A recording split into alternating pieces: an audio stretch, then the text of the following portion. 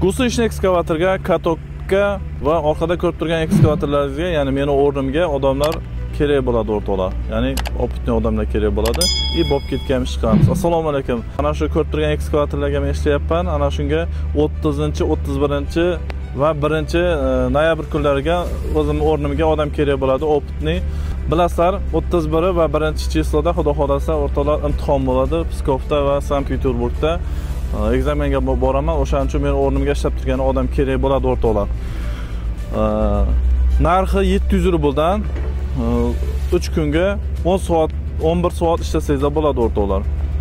Pulini nalichka beradi. Xullas aldamaydi, boshqa qilmaydi, normalni. Opitni odam kerak, rossiyskiy pravar bo'lishi kerak, ruschani bilish kerak bo'ladi o'rtoqlar. Undan keyin o'rtoqlar, Gusl ekskavatorga va katokga Moskvada ish bor o'rtoqlar. Pullarni o'zingiz kelishasizlar, nomerini, pastda hamma nomerlarni birinchi kommentariyada o'rtoqlar va opisiyadan qoldirib o'tib ketaman.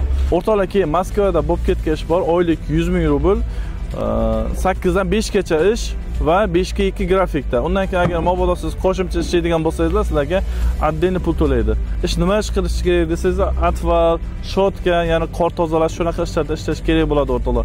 Uni ham nomerini pastda birinchi kommentariyada qoldirib o'tib ketaman. Xudo xolasa harakat qilaman o'rtoqlar. Bundan keyin videolar tez-tez chiqarishga.